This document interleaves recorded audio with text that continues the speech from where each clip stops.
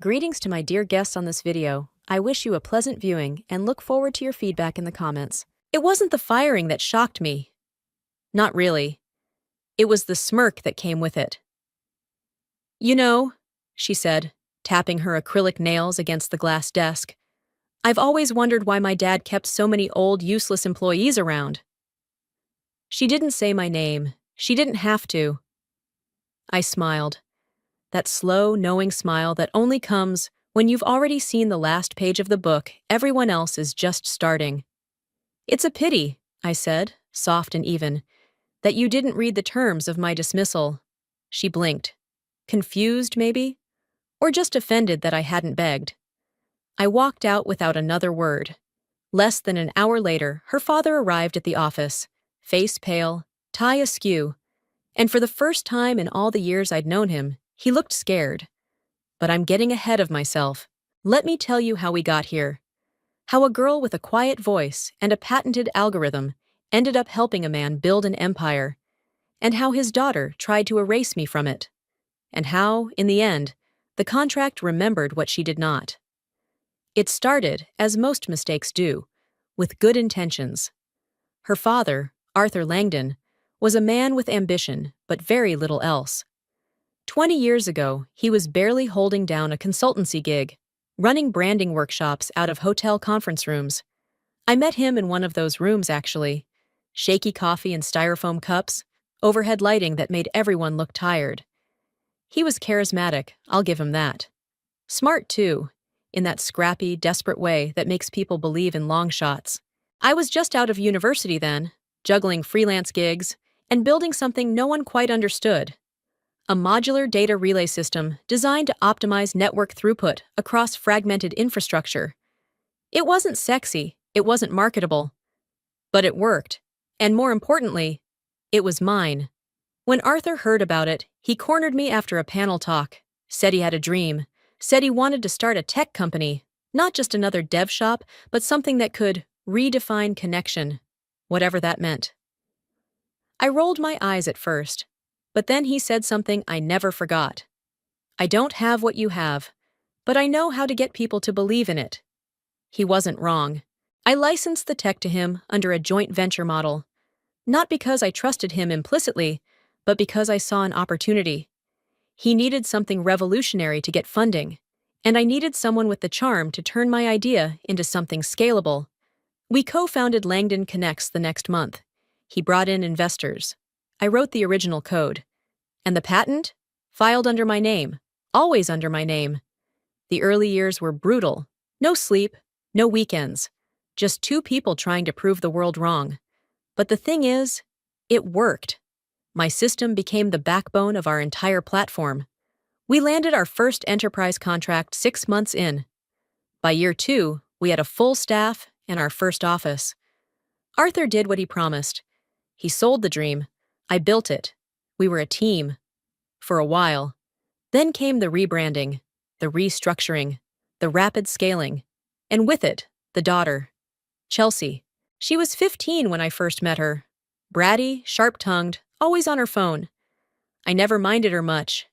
She wasn't interested in the business, not then, but she grew up, went to business school, got a degree in strategic leadership, whatever that means. And when she returned, she didn't come back as Arthur's daughter. She came back as my boss. Or at least, she thought she did. That's where things started to unravel. Building a company isn't glamorous. It's not startup parties and seed round champagne. It's 2 a.m. bug fixes and eating ramen over laptops while someone screams into a headset about a server crash. Langdon Connects started in a storage unit. No, I'm not kidding. Arthur found one of those half-garage, half-office spaces on the outskirts of town. Cheap rent, bad Wi-Fi, and just enough room for 2 desks and a rented printer. That was the HQ. That was us. I brought my code. Arthur brought his vision. We shared one bank account, one assistant, who mostly handled invoicing, and a single shared belief. If we just held on long enough, the product would speak for itself. It didn't. Not at first. The system I built was complex. Too complex for most VCs to understand. Arthur would pitch it with diagrams, hand motions, metaphors. He once told a room full of suits that my architecture was like subterranean pipes under a smart city. They nodded. No one asked a follow-up question. That's how we got our first round. I wrote every line of the original infrastructure. I embedded my logic deep into the product. Fail-safes, scalability nodes, privacy locks. Most of it, still in use today. Arthur turned that into pitch decks and networking dinners. I turned it into a company. By year 4, we'd moved into a real office. Year 5, we had a C-suite. And somewhere in between those milestones, Chelsea started showing up. At first, she was just stopping by. Home from college for winter break. She'd stroll through the office with almond milk lattes, asking if we had a branding department yet. I ignored her. But Arthur didn't. He always lit up when she entered the room. Would stop mid-sentence to ask her opinion on things she barely understood. "Chelsea, what do you think about our client onboarding journey?" She'd shrug. "It's fine. But the logo, ugh. It screams startup with trust issues." He'd nod like she was Moses coming down from the mountain. After graduation, she came in with a title, Junior Innovation Advisor. No job description, no direct reports. Just a glass-walled office and a seat at the strategy meetings. She was 23. I was 36. CTO, patent holder, company founder. And somehow I was invisible. Chelsea had a way of talking in circles. Buzzwords piled on buzzwords, sprinkled with TED Talk affectation. She'd say things like, "Let's pivot our synergy toward experiential outcomes," and everyone around the table would just nod, as if they'd just witnessed the rebirth of business itself. I said nothing, because I knew what she didn't. The entire system ran on a license agreement signed long before she learned to spell equity, and it wasn't perpetual. Every 3 years, it needed to be renewed. By me. Personally. That clause had been my safety net, my leverage, my insurance policy against the day someone decided I was just a relic of the past. That day was coming faster than I thought. Chelsea wasn't just loud, she was dangerous. She didn't understand the product, didn't care about the tech, but she wanted power. And she was Arthur's daughter, which meant she got it. At first, she tried to restructure the innovation process. That meant reducing R&D budgets, questioning our DevOps roadmap, and suggesting we outsource legacy systems, which of course was code for everything I built. I pushed back, quietly, strategically, but I watched as Arthur stopped inviting me to client dinners, as project leads started reporting to her instead of me, as my name was moved, ever so subtly, down the organizational chart. And still, I stayed, because I knew one thing she didn't. Without me, the heart of this company didn't beat. And soon, she was going to find that out the hard way. Arthur was never one for long speeches. His power came from presence, a calm, measured kind of authority that didn't need volume to command attention. But that morning, he called a meeting. Not with the whole team. Just me. And Chelsea. He stood in the doorway of my office with 2 coffees in hand. One for me, one for himself. None for her. "Boardroom," he said, and disappeared down the hall before I could ask what this was about. Chelsea arrived last, as always. Silk blouse, oversized sunglasses pushed up like a headband, phone still glued to her palm. She slid into the chair across from me, one leg crossed over the other like we were about to negotiate wardrobe rights, not company structure. Arthur didn't sit. He stood at the head of the table and looked at her for a long, uncomfortable beat. Then, "You're going to the summit this year." Chelsea's eyes lit up. "Finally! I've been saying—" He held up a hand. "You're not going as a speaker. You're going to observe." Her brows furrowed. "Observe?" "Yes. Watch. Listen. Learn. That's it. You are not to pitch anything. You are not to manage anyone. And under no circumstances are you to suggest new initiatives. Understood?" Her mouth opened, then closed.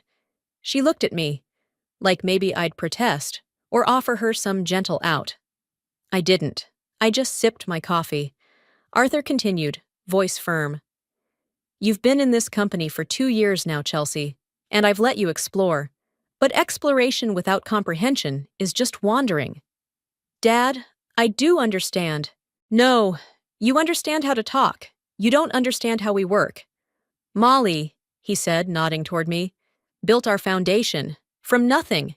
She's still the only one who can explain half the system logic without a damn whiteboard. Chelsea rolled her eyes but said nothing. Arthur rarely pulled rank. But when he did, you could feel it settle into the walls. I want you to sit in every session at this summit. Talk to department leads. Ask questions.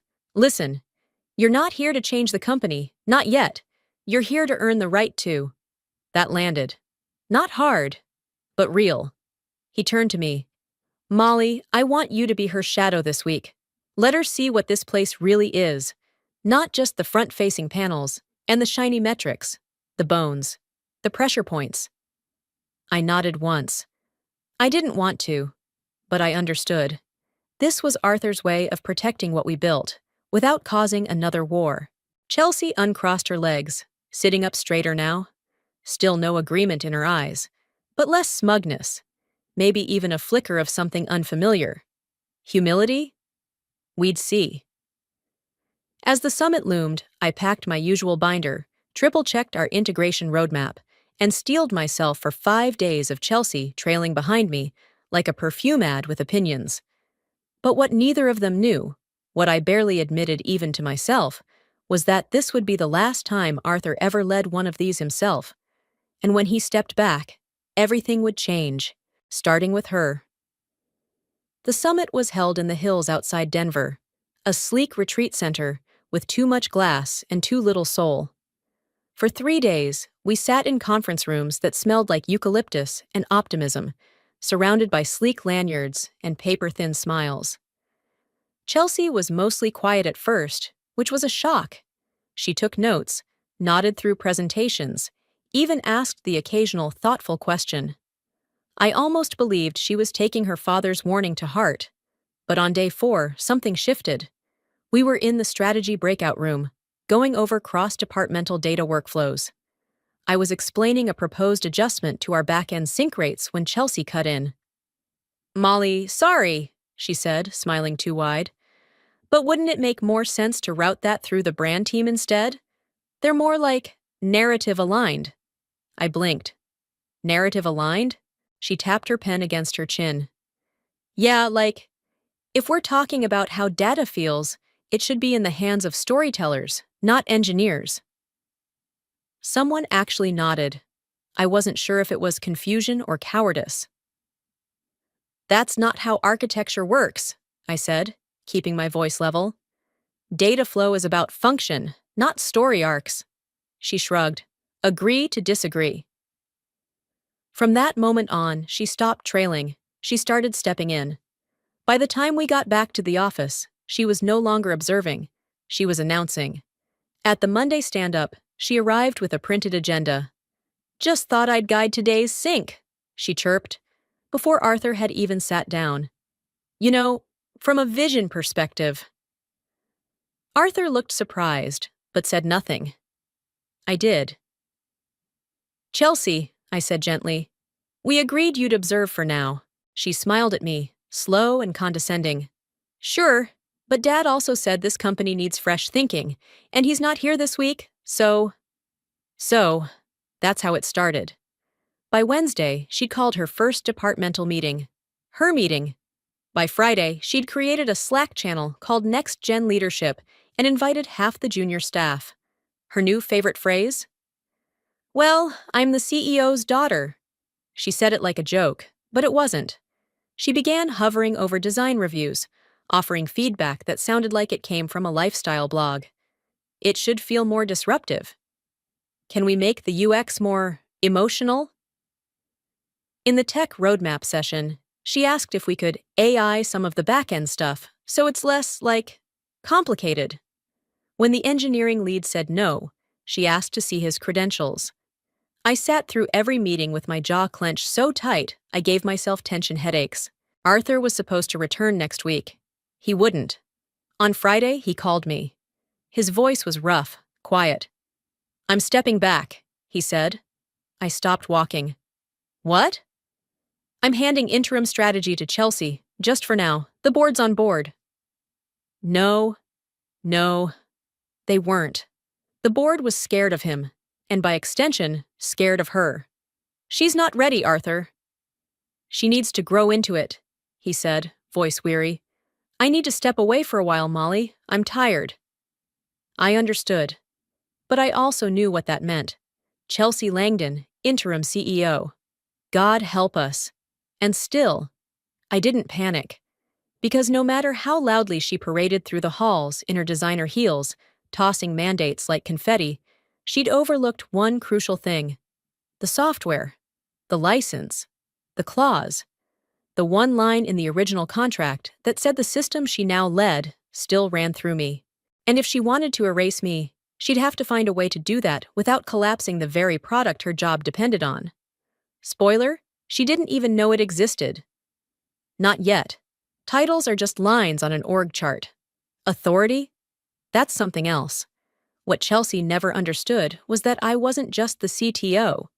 I was also co-founder, equal stakeholder, and due to a little clause buried in the original company charter, co-manager of strategic operations in the event of an interim leadership appointment. It was Arthur's idea, actually. A safety net for the early days, back when we still thought a cyber attack or bad investor call might tank the company overnight. We need a technical fallback, he'd said. Someone who can steer the ship if I can't. So he wrote it into the charter. In the absence of active CEO leadership, the system's patent holder, me, would retain dual management rights, especially over tech operations and personnel decisions. He forgot he wrote that clause. But I didn't. So while Chelsea strutted around renaming departments and implementing things like creativity pods and spiritual alignment huddles, I was in the back end undoing the mess. One night, she decided to reroute a client analytics module to the marketing team because she wanted them to have more intuition over metrics. The module crashed. I stayed late, patched the regression, and re-established the original pipeline. No applause, no thanks, just me, cleaning up her mess. Then came the layoffs.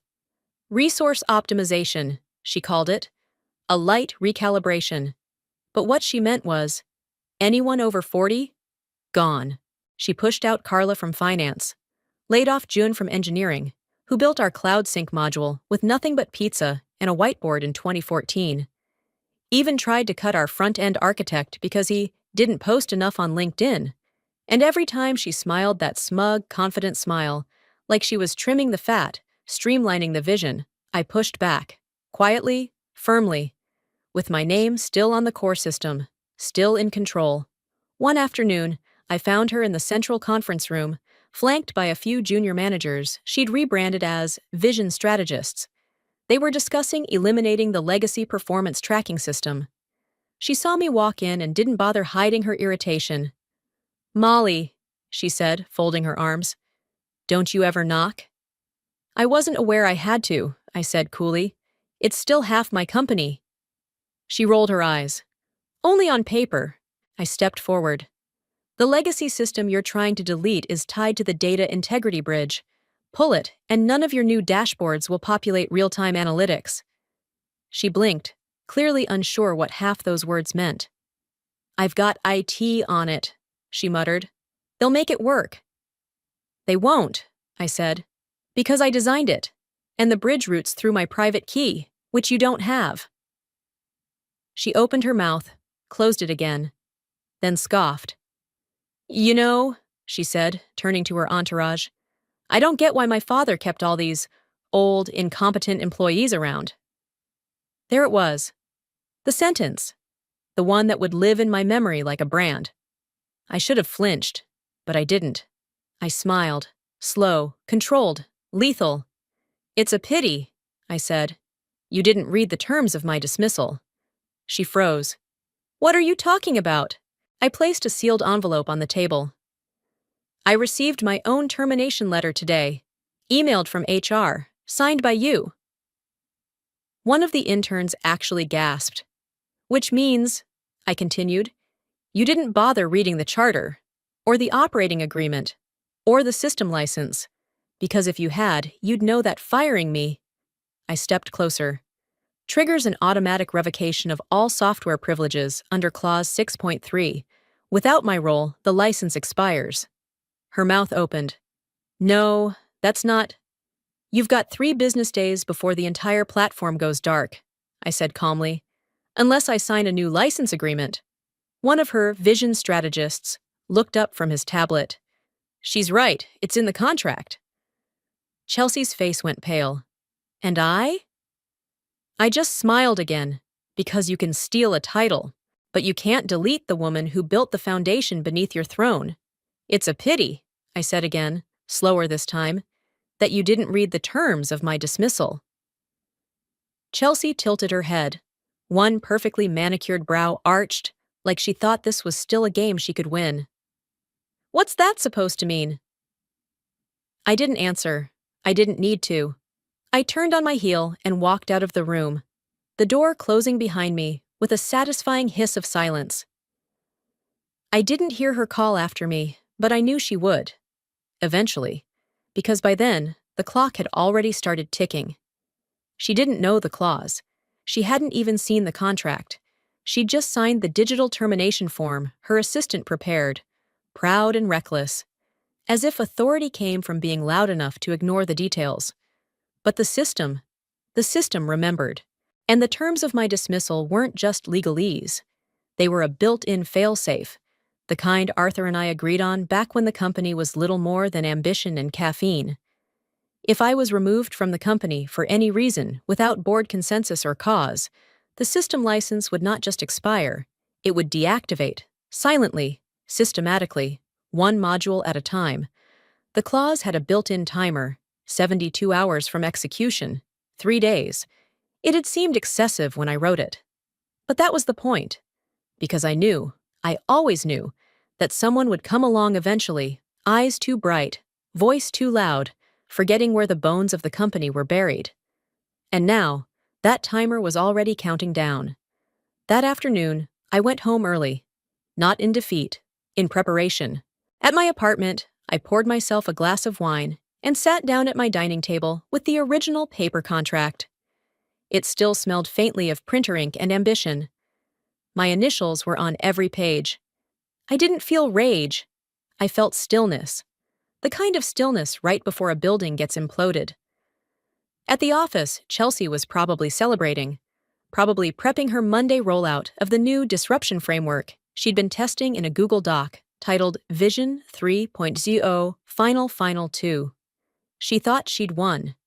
She hadn't noticed yet that the system's internal reporting dashboard had already gone offline, that the integration layer feeding client data into their analytics stream was beginning to slow. That 3 error reports, silent, innocuous, had already landed in the IT inbox marked as deprioritized bugs. But the system knew. It was waking up. I didn't have to do anything. I'd already done it years ago, 3 days. And then the company she thought she inherited would start to unravel, not with a bang, but with 100 tiny, precise malfunctions. I wouldn't need to lift a finger, because the real reckoning was already in motion. The hardest part wasn't the betrayal, it was the silence. 3 days out from the summit, the company already felt different, not just structurally, but spiritually. The air itself had changed. Emails were shorter, memos had buzzwords instead of meaning. And Chelsea's name was now included in every company-wide update, usually in bold. I watched it all unfold with clinical precision. I noted every change she made, removing our internal code review checkpoints, hiring a brand therapist to unlock emotional synergy in client experience, and renaming the engineering team Digital Dreammakers on Slack. But I didn't say a word. Until I did. It was Friday evening. Arthur's contact was still saved in my phone under Founder. I hesitated for maybe 5 seconds. Then I called. He picked up after 2 rings. "Molly," he said, voice warm but tired. "It's good to hear from you. Everything okay?" "That depends," I replied. "You said you were stepping back. You didn't say you were stepping away from reason." He chuckled. "That bad?" She's making changes, I said carefully, walking the line between truth and diplomacy. Real ones, public-facing, structural. Chelsea has a lot of energy, he said, with that infuriating fatherly indulgence. She's trying to take ownership. She's taking apart a machine she doesn't understand. He paused, then sighed. Molly, this is what she needs. A chance. She'll figure it out. No, she won't. His voice cooled slightly. Are you calling to question my daughter or to give her support? Neither, I said. I'm calling because I thought you should know that while you're out of the picture, she's rewriting it. Then maybe it's time it was rewritten. I went still. That, more than anything, hit like a punch. You said you trusted me, I said quietly. I do. Then why does it feel like you're walking away and handing the keys to someone who still confuses product architecture with Instagram Reels? He didn't answer. Not really. Just that kind of half-silence people give when they've made peace with a mistake they're willing to repeat. Molly, he finally said, I appreciate you checking in. Really? But it's her time now. I nodded slowly, even though he couldn't see it. I see. And then I added, soft and razor-sharp. Oh, and just so you're not blindsided later, I've been fired. Dead silence. You what? Terminated, no warning, no cause, signed by your daughter, went into effect this morning. The silence stretched. Molly, I didn't approve. It's okay, I interrupted. You don't have to explain. You said it yourself. She's in charge, and since you don't mind what she does. I took a breath. I'll do what I please, too. Then I hung up. Not out of spite, but because the next time he'd hear from me, it wouldn't be a call, it would be a consequence.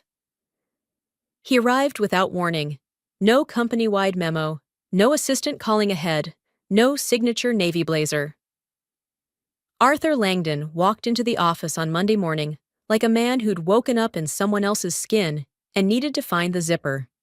He looked hollow. Not broken, not yet, but disoriented. Like someone who'd gone to bed owning an empire and woken up to find a reality show had taken over the boardroom. I was still there, technically. HR hadn't finished clearing my credentials. My office door still had my name on it, at least until someone with a Sharpie remembered to erase it.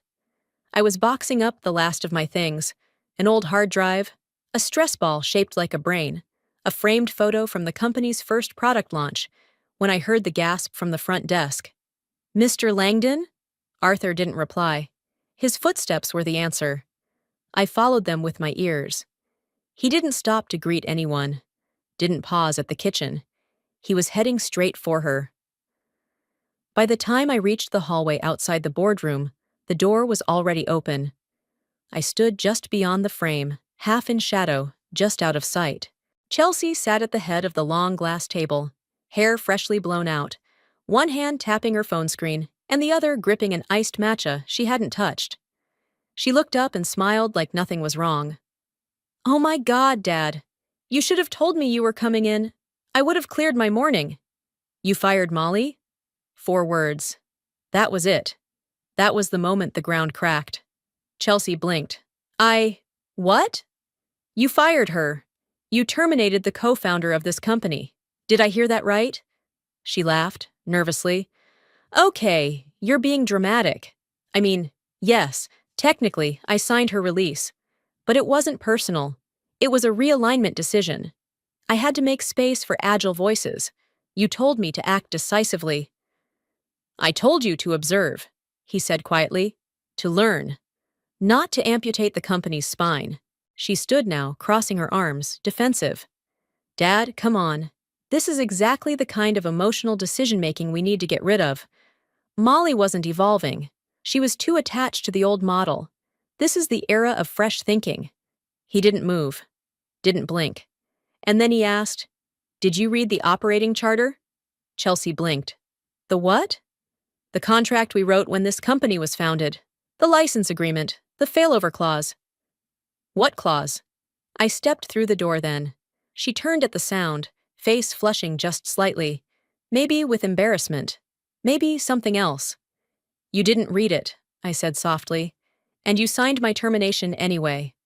Her mouth opened, then shut again. Arthur looked at me. His eyes, normally sharp and shrewd, were glassy. Is it triggered? I nodded once. Clock's been ticking since Friday morning. Chelsea turned toward me. What the hell does that even mean? I told you, I said evenly, walking toward the table. It's a pity you didn't read the terms of my dismissal. I don't have time for riddles, she snapped. Good, I said, because this isn't one. She looked to her father, suddenly less sure. You never mentioned any of this. Arthur exhaled slowly. Because I didn't think you'd make the kind of mistake that would require me to. I turned to her fully now. You've spent the last 2 weeks making noise, I said, voice calm but steady. You replaced legacy systems you didn't understand. Fired employees who had institutional memory you can't replicate. And you made decisions, big ones, based on how trendy they sounded in a keynote. Chelsea swallowed. That's leadership. No, I said. That's ego in a power suit. She tried to roll her eyes, but I didn't let her. You thought I was just another outdated relic, I continued. But here's the thing, Chelsea. I didn't build this company on buzzwords.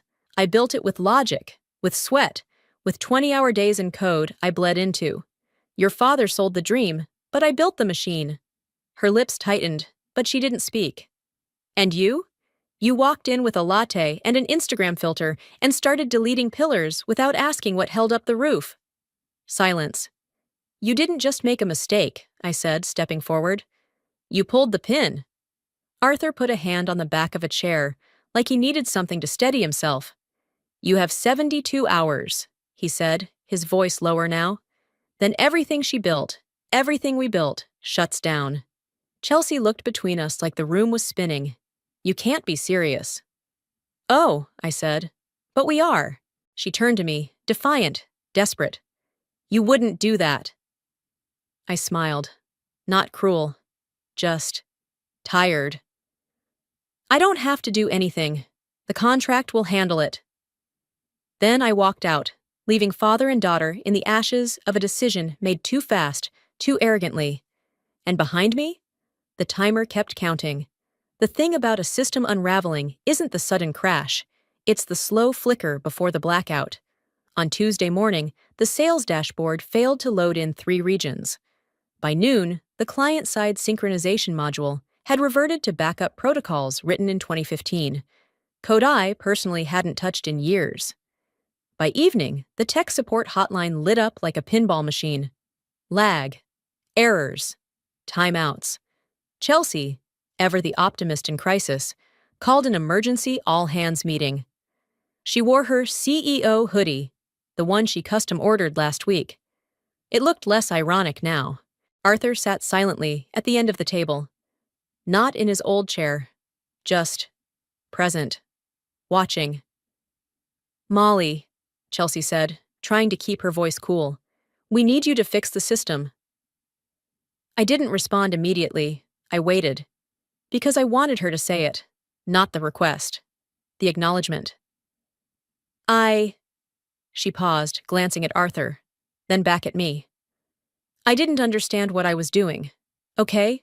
I admit that. She couldn't even meet my eyes when she said it. Good. Let that sting linger. Arthur finally stood. Slowly. His voice, when it came, was heavier than I'd ever heard it. I thought stepping back would be a way to empower her. I didn't realize I was handing her a sword without teaching her which side to hold. There it was. The guilt. Finally, it showed. She's my daughter, he said softly. But that doesn't mean she was ready. And it doesn't mean she had the right. He turned to Chelsea. You didn't just fire an employee. You fired the person who made this company what it is. Chelsea's lip trembled. Her voice cracked. I didn't know. You didn't ask. That silence that followed wasn't just awkward. It was restorative. I stepped forward, opening the folder I'd brought. Inside was a new license agreement, short, conditional, and very clear. I placed it on the table between them.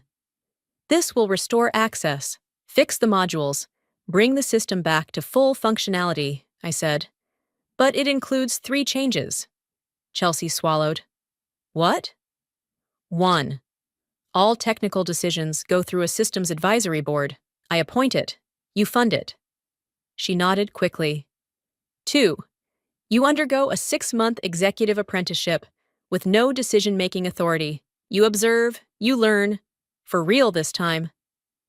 A blush rose to her cheeks. Fine. And 3. I let the silence hang, just for effect. I don't report to you, ever again.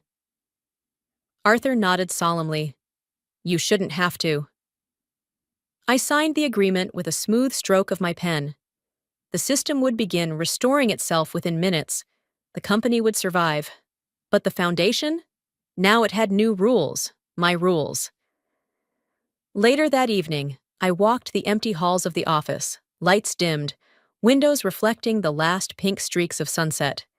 And as I stood by the original server room, the same one where it all began, I saw them again. Moths, drawn to the hum of the hardware, to the silent flicker of cables. They returned just like I did. Quiet, persistent, unseen by most, but never truly gone. And I smiled, because what the moths remember isn't the spotlight. It's the warmth of the machine, the one they built, the one that remembers them